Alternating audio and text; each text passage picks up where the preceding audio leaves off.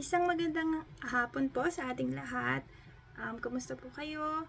Naway nasa mabuting kalagayan at sitwasyon po tayong lahat ng mga nakikinig po sa ating CLF Daily Prayer and Fasting. Salamat po sa Panginoon kasi tayo po ay nasa ika-47 na ito. And sa kabila po ng mga pinagdaanan natin for the past weeks, lalo na po sa ating bansa sa Pilipinas, bagyo, baha, yung ating gawain pong ito ay nagpapatuloy, at nakita po natin kung gaano po iningatan ng Panginoon ang bawat miyembro po ng ating simbahan, na kahit po tayo ay nabaha, tayo po ay binagyo, yung pag-iingat po niya sa atin, yung pagpo-provide ng ating mga pangangailangan ay sinustain po ng Panginoon. So, salamat po sa Panginoon. Napakabuti niya po at napaka-faithful niya po talaga sa kanyang mga anak.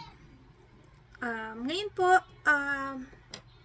salamat po sa Diyos sa opportunity din po na makibahagi po sa ating gawain ngayon.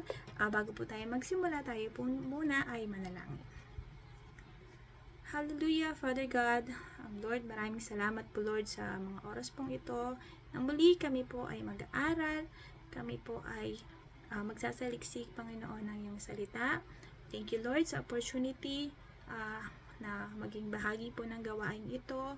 Kayo Panginoon ang manguna sa mga oras pong ito, ang inyong karunungan, ang iyong wisdom, Panginoon, ang mailahad sa mga oras pong ito.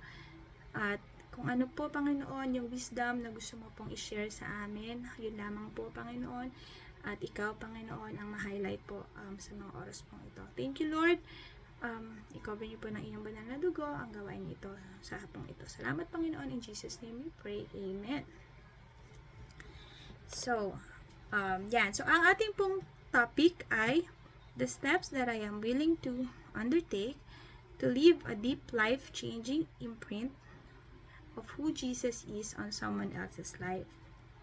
So, ano daw po yung mga bagay na willing tayong i-take or gawin para tayo po ay makapamuhay at makaiwan po tayo ng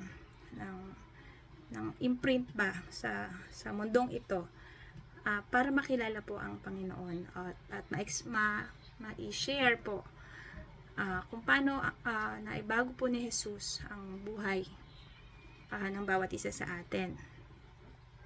So, upon reflection po, so ito po yung sa number 1 na aking naisip is to live a life that reflects Jesus.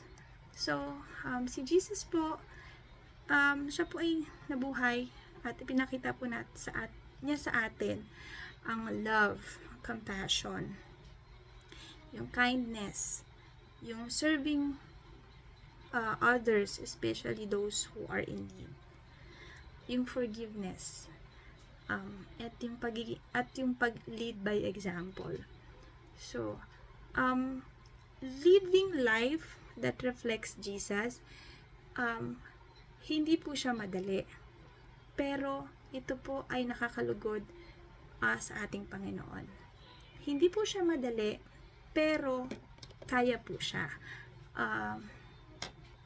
Sapagkat ang Panginoon, siya po yung ating guide. Sa Kanya po tayo nakatingin, hindi sa anuman po yung nangyayari sa paligid natin, kundi sa Panginoon. Si Lord ang nagturo sa atin kung paano magpakita ng compassion at ng love.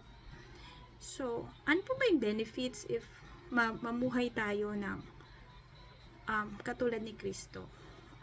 Ako po naniniwala, hindi lamang po ito para sa mga taong nasa paligid natin, kundi para din po sa atin. Kasi tayo bilang anak ng Diyos, bilang mga individual na tinanggap natin na si Kristo ang ating Panginoon, na siya ang ating tagapagligtas, na siya ang ating Ama, we embrace na tayo ay nakikibahagi sa kanyang kaharian. And with that, si Jesus napapakita po natin yung love na yon itinuro niya sa atin. As a human, nature po natin na maging compassionate, maging loving sa lahat ng mga nilikha ng Panginoon. Kasi yun po yung design sa atin ng Panginoon. Dinesign tayo na kawangis niya. So, hindi po yun maaalis kumbaga sa sistema natin, hindi siya maaalis. Yun tayo Create tayo bilang tao na may pag-ibig, na may compassion, na may heart to serve, and na may heart to forgive. Diba? Kumbaga, living a life same as Jesus, inilalabas niya po yung best of us bilang tao. Hindi lang po dyan, nailalabas niya po yung mga gifts natin, gifts sa atin ng Panginoon. So, di ba, bawat isa po sa atin, meron po tayong kanya-kanyang gifts, meron po tayong mga gifts of, evangelism, may mga tao na may gift of vision, may mga tao na may gift of intercession. So, because living life same with Jesus, it brings out the best among us. And yung mga gifts po na yon, na-enhance po natin yun at nailalabas natin. Na, di ba, akala po natin, pinanganak, alam mo yun, nabuhay tayo sa mundong ito nang wala lang. Pero no, tayo po ay pinili ng Diyos at tayo po ay tinawag niya para maging katulad niya is maging salt and light ng mundong ito. Sabi nga po sa 1 Peter 4:10, as each received a gift, use it to serve one another as good steward of God's varied grace. So, as good steward, kumbaga sa ibang salita is mabuting tagapamahala ng kanyang grasya. So, yun. Ang ganda po iniwan sa atin ng Panginoon na yan, na be a good steward of God's varied grace. So, ayun po. And bukod po dun sa love, compassion, kindness, serving others, especially those who are in need, forgiveness, and yung humility po. Yung humility na parang nakita po talaga natin sa Panginoon. Yung humbleness niya na kahit na nasa kanya po ang lahat, pinakita niya kung paano po mamuhay ng simple, na mag-serve, lalo na po sa mga nangangailangan. So, same with us po, diba? Tinuturuan tayo ng Panginoon to humble our lives, to live with humility, and with may puso na magsiserve po sa iba. Kasi we know na yung buhay po natin dito sa mundo is hiram lamang. So, hindi po natin alam kung hanggang kailan tayo. Pero we know na ito ay panandalian lamang. At ano yung gagawin natin para to live a life, meaningful life, yung buhay na may purpose.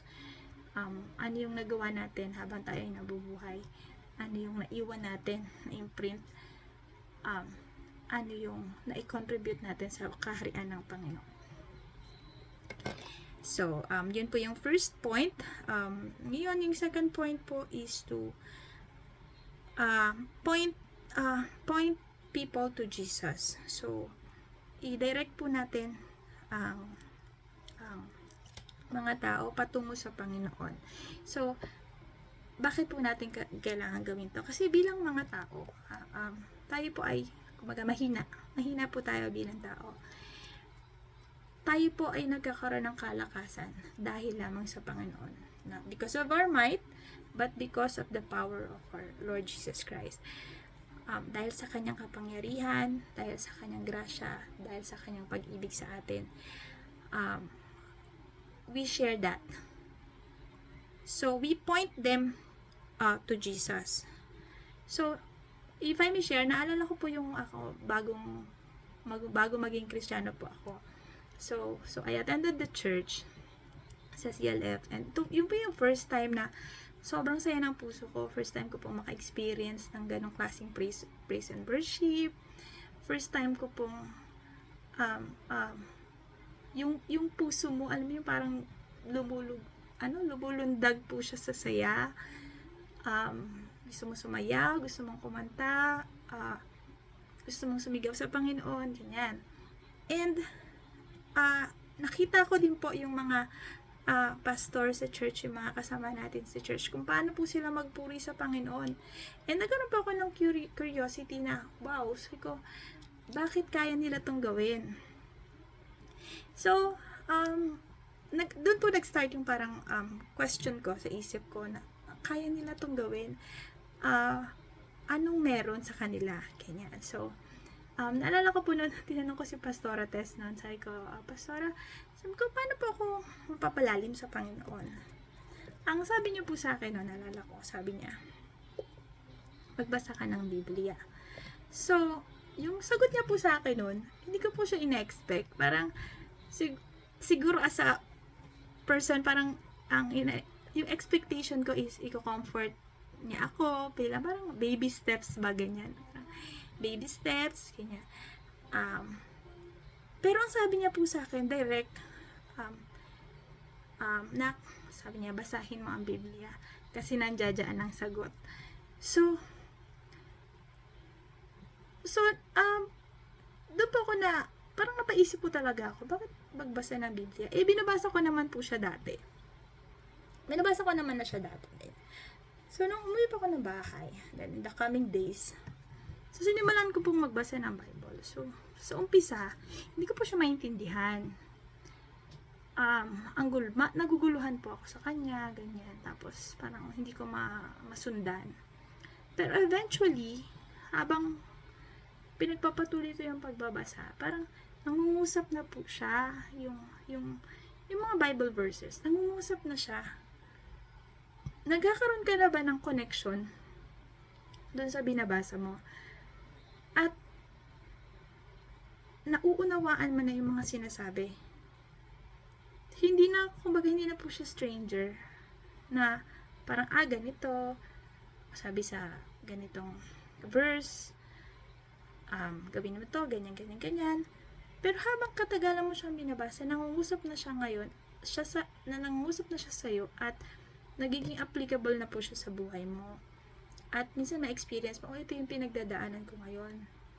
Sabi ng Panginoon, ito yung gawin mo. So, yun po siya. Yun po pala yun, na parang, anak, magbasa ka ng Biblia. Kasi yung sagot, nasa Biblia. Ang sagot, sinabi na ng Panginoon, isinulat na sa Bible yung mga sagot. So, yun po. Respond with compassion. Diyan po papasok yung tayo po bilang tao. Siyempre, kumbaga may mga nilulook forward po tayo sa mga tao. But when we, tulad po na experience ko, nung nakita ko po yun, nagkaroon po ako ng curiosity. Sabi ko, bakit ganito yung mga kapatid namin sa CLF? Ganito nila kamahal ang Panginoon. Ganito sila magpuri sa Panginoon. Yung makikita mo yung saya, yung joy sa puso nila habang ginagawa nila yun. So, yeah. Point them to scripture. Ayan, so sobrang powerful po nito. Kasi, minsan, kapag may mga tulad niyan sila Pastora Baby, Bishop Alvin, every time magpapapray ako or may request ako or something, alam mo, lagi nilang sisimulan niya ng Bible verse. And minsan pag sabi pa lang nila ng Bible verse na yon, nakuha mo na yung sagot. Alam mo na kaagad na ito yung kailangan ko. Ito yung sagot na kailangan ko. Diba? Kasi napaka-powerful po na yung mga scriptures na yon. Ito yung nagiging guide natin sa mga decision makings natin or kung ano man yung sitwasyon natin. And another point po is yung pray for them. So, napakasarap po sa pakiramdam na malaman na may mga tao po na nagdadasal para sa atin. Hindi man po na sila close sa atin, pero yung malaman mo na merong mga tao na willing to pray for you, to listen to you, and to connect you to God, to Jesus. So, ang sarap po niya sa pakiramdam. Ito po yung sinasabi na treat everyone with love and compassion and lead them to Jesus, diba po? So, yan. And then, yung last po is yung life testimony. Life testimony, napakahalaga po nito. Not to brag, kung ano naman po yung na-overcome natin ng mga problema or mga mahihirap na sitwasyon, but to highlight po kung paano kumilos ang Panginoon sa buhay natin. Whether tayo po ay nasa down moment or nasa up moments ng buhay natin. So, again, this is hindi po siya declaring testimonies about how God works in our life, is like standing up and declaring to everyone na ito ang Diyos na nag-guide, ito yung Diyos na nag-lead ng buhay natin. And because of those testimony, yung mga taong nakakarinig po noon, they also share the same sentiments na minsan kasi po, di ba, parang tayo, pag meron tayong pinagdadaanan, hindi na natin nakikita yung mga small blessings, yung mga mga blessings in disguise, hindi natin siya nakikita kasi nakafocus po tayo dun sa problema. Pero minsan when we share to other people, magkakaroon po sila ng realization na oo nga no, blessing in disguise pala to, or oo nga, hindi ko napansin na may blessing pala dun sa sitwasyon na yon. So yan, isang magandang step po yon to make it a habit to testify yung mga kabutihan ng Diyos sa buhay natin. So yun po yung mga few items po na aking nilista bilang ways na I am willing to do para makapag-live po ng isang buhay na alam yun, ma-declare and ma-promote po si Jesus sa lahat. So, yun po. Salamat po. Naway meron po tayong natutunan sa short sharing po ito. And bago po tayo magtapos, tayo po muna ay manalangin. Heavenly Father, Lord, maraming salamat po sa oras po na ibinigay mo, Lord, na kami po ay nakapag-aral ng iyong salita. Lord, salamat. Kasi po, tinuruan mo kami na matutong mabuhay sa mundong ito na may purpose. Knowing po na ang buhay po namin ay hiram lamang. Hindi po namin alam kung kailan po ito magtatapos. But we want to live a life, Panginoon, na ma-share po namin kung gaano ka po naging mabuti sa aming buhay. Kung paano, Panginoon, ikaw, binago mo ang aming pag-iisip, binago mo ang aming sitwasyon, binago mo ang aming buhay. Lord, salamat sa opportunity na makashare po kami, Lord, sa iyong kaligtasan, sa iyong pag-ibig, ma-experience po namin yung kaluwalhatian mo, yung kabutihan mo, Panginoon, yung pag-ibig mo, Panginoon. And thank you, Lord, sa opportunity na kami din, Panginoon, ay ma-share din po namin dito sa iba, sa aming pamilya, sa aming simbahan, sa aming mga kaibigan, sa aming community, Panginoon, sa aming bansa, sa aming trabaho, o saan mang organisasyon kami po ay iyong dinala. Thank you, Lord, kasi may mga tao ka po, Panginoon, na ibinigay sa amin para maglakad, Panginoon, sa buhay pong ito. Maglakad patungo sa iyo. Salamat po sa aming church, sa aming mga pastors, sa aming pong mga leaders sa church, sa aming mga kapatiran sa simbahan, Panginoon, na patuloy, Lord, na tumatayo, naninindigan, nakikibahagi, Panginoon, at nagsishare, Panginoon, ng, um, ng gospel mo, at nag-reach out po sa mga tao. Lord, we pray na sa ganitong gawain po namin, Lord, mas marami po kami mga souls na maabot, at ma-experience din po nila, Lord, yung kaluwalhatian mo, yung kabutihan mo, yung pag-ibig mo, Panginoon, yung iyong gift of salvation, yung wisdom mo, Panginoon, yung pag-guide mo po sa aming buhay. Salamat, salamat, salamat, Panginoon. Lord, we pray for sa mga tao na patuloy ka pa rin pong hinahanap sa kanilang buhay, that you may speak to them, and that they may seek you, Panginoon. Nahanapin ka po nila sa kanilang mga buhay, na magkaroon po sila ng desire na makilala ka, at desire na baguhin ang kanilang buhay at mamuhay ng naayon sa iyong kalooban. Lord, we pray for our country, O Lord, sa mga pinagdaanan po ng aming bansa ngayon, sa mga bagyo, sa baha, sa kaguluhan po, Lord, sa aming gobyerno. Lord, we ask for your intervention. We know, Panginoon, na marami po kami pagkukulang. We know, Panginoon, na marami pong ways na pwedeng gawin ng kaaway para ma-divide ang aming bansa, para malugmok kaming mga Pilipino. Pero Lord, pinanghahawakan po namin ang iyong pangalan. Pinanghahawakan po namin, Lord, ang pag-ibig mo, na alam namin, Lord, hindi mo kami pababayaan. That we know, Lord, na meron ka pong ginagawa sa aming bansa, meron ka pong paglilinis na gagawin sa aming bansa, Panginoon. And meron ka pong ginagawang pagtatama, hindi man naman po sa aming mga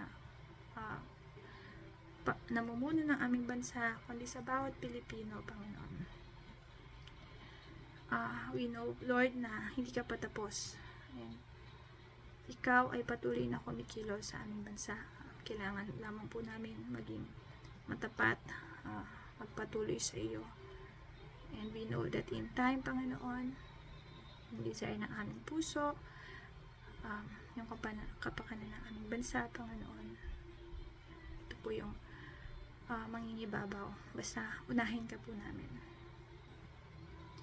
Lord, maraming salamat po muli, kasi kami po ay may kakayahan na makapag malayang manalangin at mag-share po ng iyong salita. We pray for our brothers and sisters sa iba't ibang panig ng bansa. Ang iyong pag-iingat, Panginoon, ang iyong patuloy na paggabay, ang protection mo, Panginoon. Lagi po namin yon pinapanalangin. Muli, maraming salamat, Panginoon, sa kabutihan mo, sa pag-ibig mo, sa salvation na ibinigay mo sa amin. Salihan niyo po itong panalangin na ito sa matamis na pangalan ni Jesus. Amen. Amen. Maraming salamat po muli sa inyong pakikinig, and magandang araw po.